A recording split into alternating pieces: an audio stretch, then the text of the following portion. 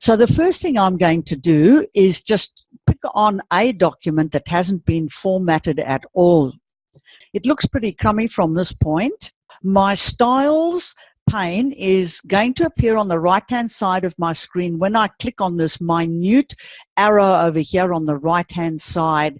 And when I do that, the styles pane appears here. All right, people, so the first thing we have to realize is that our paragraphs have to be in double line spacing. The normal template automatically lights up when I click inside this paragraph. So obviously that has had the normal style assigned to it. Now, what is a style? A style is an accumulation of formatting for a particular paragraph. You can do it for fonts, but that's a bit of a higher level skill. But at the stage, we're looking at paragraphs. And a paragraph in Microsoft Word is anything between two end of paragraph signs. And if you're asking me how come I can see that, that's because I've clicked on that end of paragraph sign button in the paragraph group. Okay, so that allows me to see all my formatting. When I turn it off, I don't see spaces and enters. When I turn it on, I certainly do see spaces and enters. And this way I can edit my work and make sure it looks good. See all the instances where the cat walked on the keyboard and, you know, things like that. All right, so this is my normal template, and here it is here. But what I need to do is to make sure that my entire document gets formatted at the same time. I don't want to go to every single paragraph and make the same change. All right, so I'm going to click on this normal style here, and I'm going to go to a command that says modify. When I click on modify, I see that I get a dialog box coming up, and up at the top it's called normal. Well, I'm happy with that. It's going to be followed by normal. That means that when I tap enter, I will get the normal style again. Okay, so I see that my font is wrong. It should be Times New Roman 12, not Calibri Body 12. So I changed that to Times New Roman 12, and you can see in my example, there's already some effect that's taken place. I need that to be left aligned. That is left aligned. I'm very happy with that. But it needs to be in double line spacing, so I can choose double line spacing from here, and you can see the effect there. All right. However, I do need some spacing between my paragraphs. So if I have a look at the description of my style here, you can see that it is Times New Roman 12 on the left. It has double line spacing, and it's got after set to 6. Now, after is this space here, and I'm going to point past the dialog box, this space here between two paragraphs. That's what needs to have a setting. Don't tap an extra enter in there. You're simply going to waste energy and time. So how can I make it that I don't have to waste energy and time? Click on Format, click on Paragraphs, and in here I can see the different types of spacing.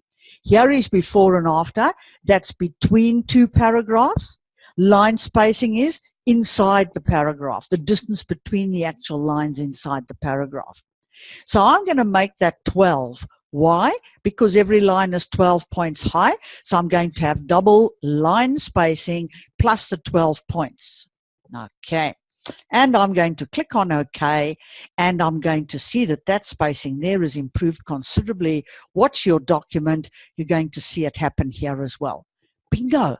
My entire document is formatted. Did I have to go to every paragraph and do this? No.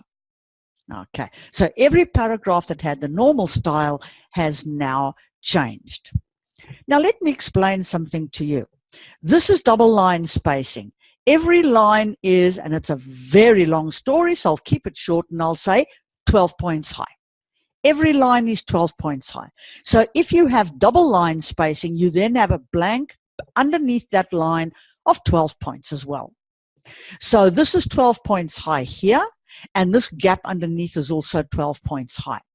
So when I add my space in between the two paragraphs, you can see the gap there. I add another 12.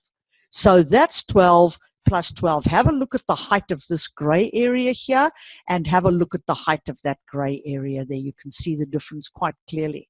It's exactly what I want. So that's my paragraph sorted. Now, the next thing is to actually format my headings. Heading 1 style in APA has a set format. It tells me that it's got to be in the center, tells me it has to be 12 points high, Times New Roman, and bold. So I go along to heading 1 and I click on that, and that's about as much as I get. And I think I'm going to have to modify this.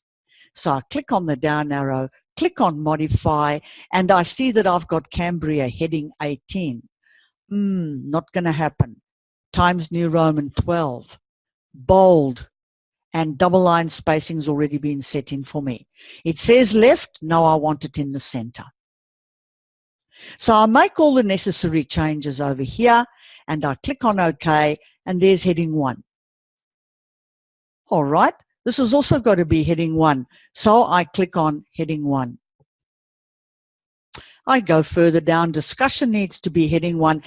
Now, here's a shortcut for you. Instead of going to heading 1 every time to click on heading 1, I can tap the F4 key on my keypad. What does F4 do? It mimics the very last thing I did.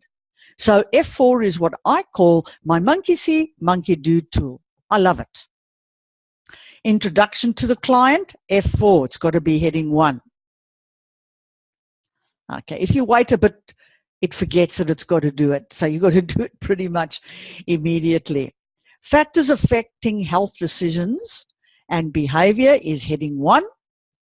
And then I go further down and I find that I've got psychophysiological aspects of health, but that's a subset of heading 1. You know, it forms a part of what I'm talking about in heading 1. So I need to make that heading 2. That needs formatting. I click on the down arrow, go to modify, and it's 12 Times New Roman, but it says 16. It's got to be 12. It's got to be bold. And it's double line spaced. But because it's heading 2, it has to be against the left margin, not in the center. Okay. So I click on OK, and there's my heading 2. Now you can see the way in which they're going to appear shows up in my styles pane. I go down to prevention of illness and promotion of health, and I'll make that heading 2. Okay. Go to conclusion, make that heading 1. Go to references and make that heading 1. But what do I know about references? It's supposed to not be bold. So I can actually make a separate style for myself for references if I like. And how am I going to do that? I'm just going to take the styles pane and undock it. And then in a moment, I'll show you how to dock it. I'm pulling it onto my document so that you can see these 3 buttons at the bottom more carefully. Over here, I have a little button that says New Style. So I'm going to click on that, and now I can create my very own style. What would I like to call it? Ref heading, referencing heading. Based on heading 1, yes, please. What do I want after my references? Well, for now, I'm just going to click on normal. Double line spacing, very good. In the center, very good. Bold, not so good. Turn off the bold. So now when I click on OK, there's my reference heading, and my references have taken to it like a duck to water. I double click at the top between styles and those 2 buttons to dock my styles pane. I do that so that it doesn't lie over my document and so that it sits on the right nicely out of the way. All right, so everything's looking good. I've got a stray enter here, which I should always delete. Do not have any stray enters, people. Please, they are an absolute pest and a nuisance. Something caught my eye. And I noticed that this heading is actually sitting and away from this poor paragraph. That's really ugly. 9 times out of 10 people are going to put in a page break there. Even uglier. Nothing wrong with page breaks though. But what I'm going to do to heading 1 is give it a special instruction.